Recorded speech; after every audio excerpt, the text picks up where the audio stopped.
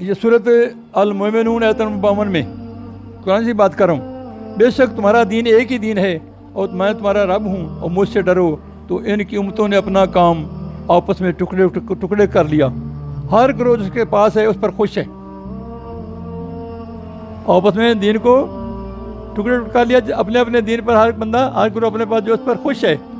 तमाम आसमान और दीन अकायद में यकसा हैं, अमाल में फ़र्क है।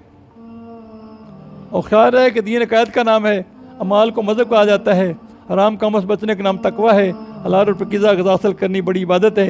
इस इबादत में बहुत लज्जत आती है। अल्लाह में मोहलत दे रहा है और इम्तिहान ले रहा है। तो समझ लो कि कुफ़ार धोखा खा गए। वो समझे कि अगर कुफ़र बुरा होता तो हमसे रब नाराज़ होता, हमको कुफ़र के बावजूद माल औलाद क्यों देता।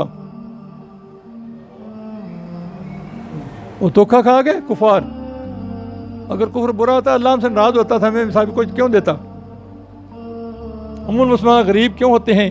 और ये धोखा अब भी गाफिल और काफिर खा जाते हैं।